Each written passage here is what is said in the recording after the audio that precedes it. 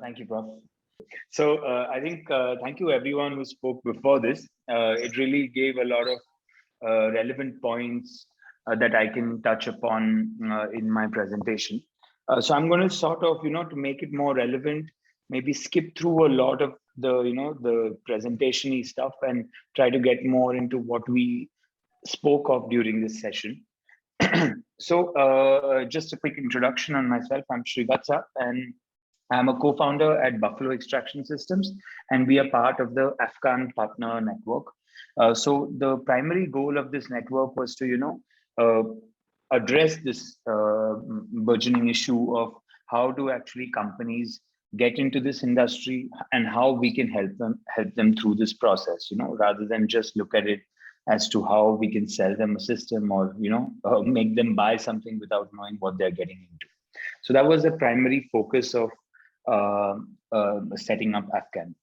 Overall, Buffalo Extraction Systems is about a 3-year-old company now, but we are backed by a 30-year-old company that's been into extraction for a while now. And what we do is we basically walk clients through an entire process of pre-product stage, product stage, and entire operationalizing the entire setup, all the way to, getting your certifications and figuring out your overall marketing strategy.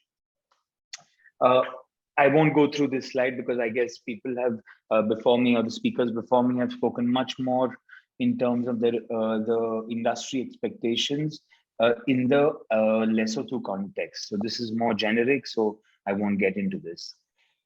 Overall, now understanding the cannabis value chain and the entry points into this industry. So it's good to know that a lot of the sale of cannabis products is legal within Lesotho as well as to export it.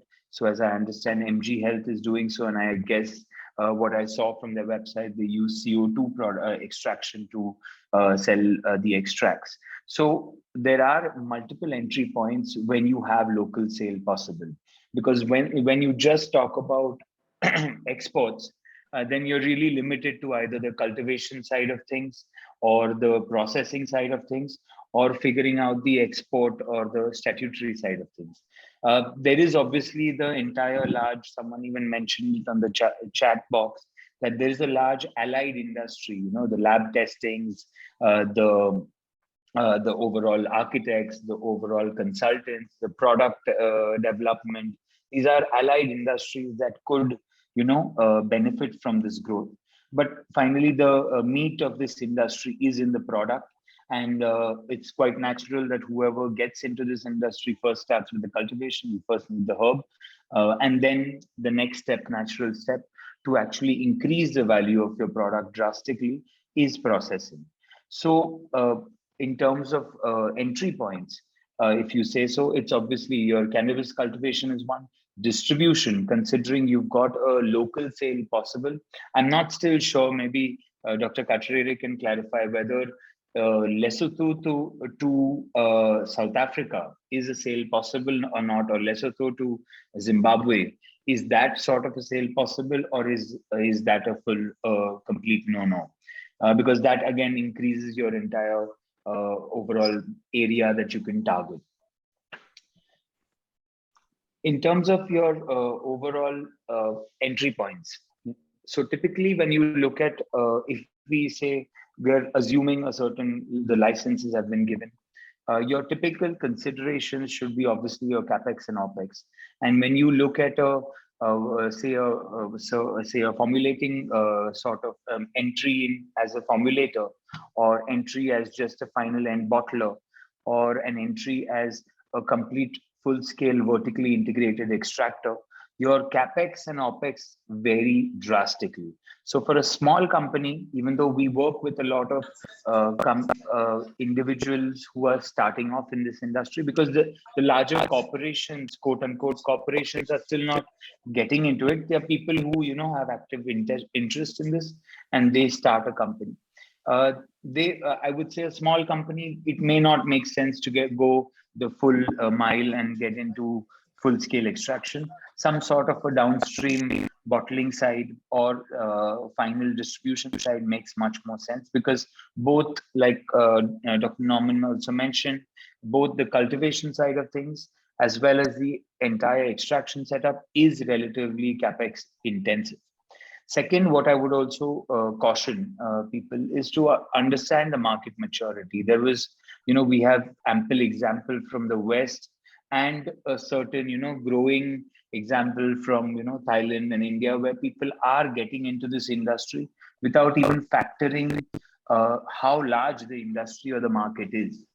There may be a huge market for the export, but that does come with a caveat of a huge expense, both on a one-time and continual basis, to maintain your EU GMP or US FDA, if that is ever opened up to export to the US. So market maturity is important to understand whether, if you do set up a huge extraction facility, does it even have a market in Lesotho? Because that's going to be your, quote unquote, lowest hanging fruit that you can target.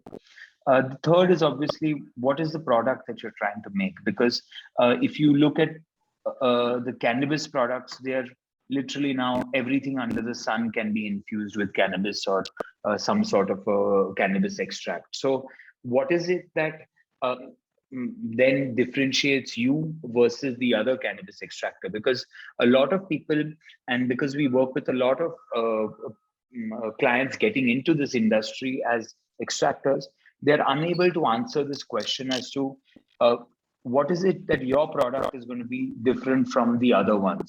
And just buying a machine or setting up a process where you have a primary processing, you've got a CO2 or a ethanol extraction, you have a post-processing distillation. Finally, everyone's doing the same. So what is it that you are doing differently is going to be a much more important question that the rest 85 people from Lesotho who have the licenses need to answer, because the guys who actually got the licenses and set up their facilities are already, they've already bolted from the doors. So the rest 85 have to think on this harder. Obviously, there are consultants like us who help on these fronts, but it is a point that needs to be figured out. And it doesn't need always to be in terms of a product innovation, because it can also be in terms of a target segment target.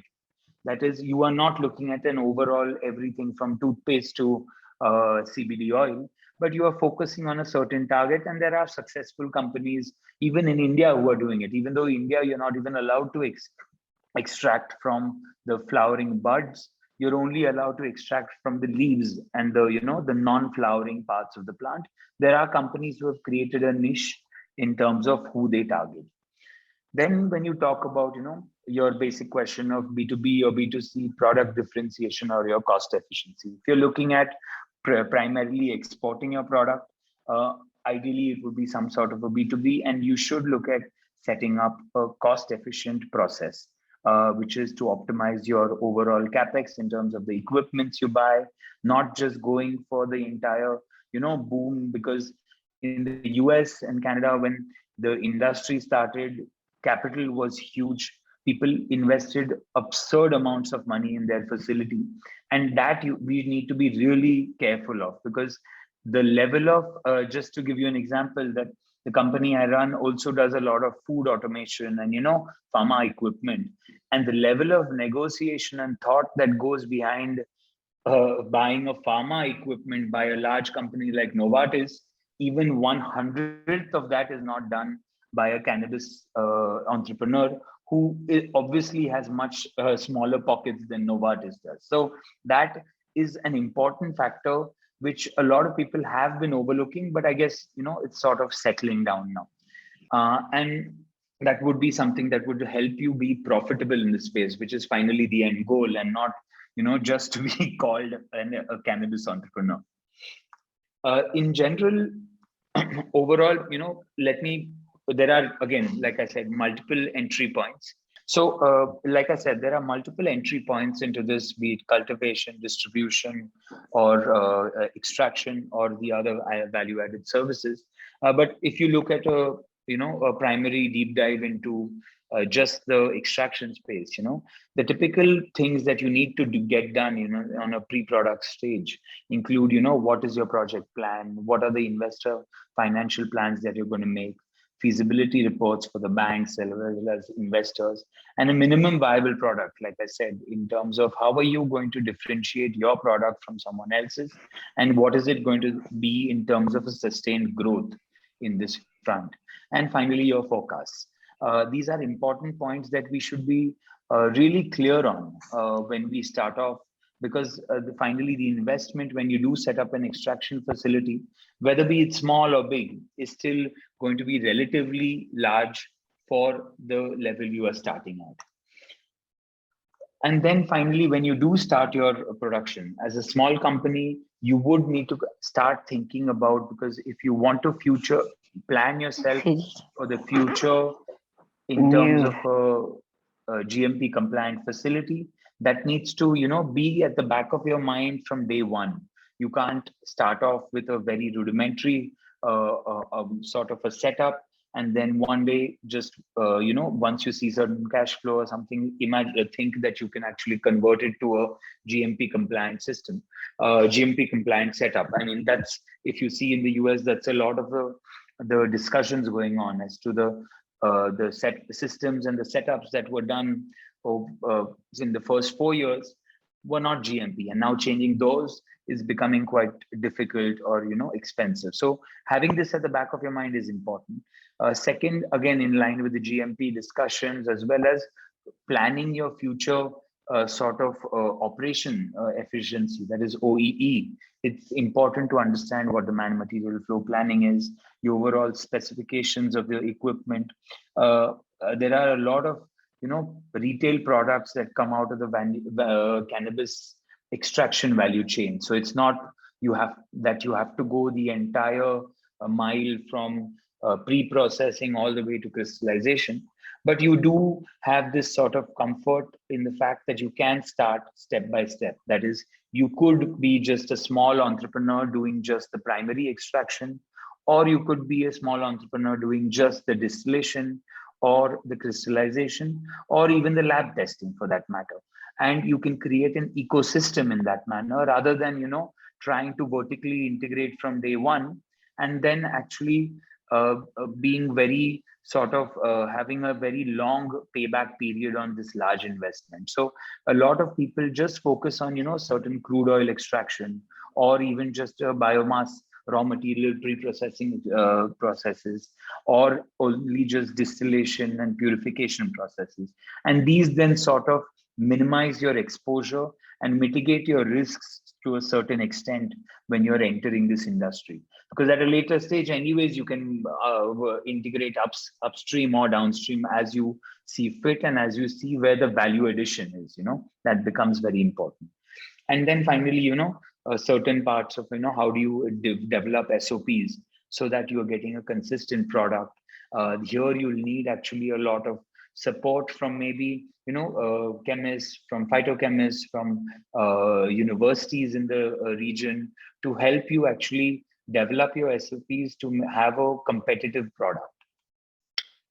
So in terms of the overall processing, like I just mentioned, there are different steps you can actually capture, so to speak. It could be just the extraction space, or just the pre-processing, or the purification space. You don't need, or if you do have the capital, you can go all through from left to right. So this is sort of what is possible to enter the industry.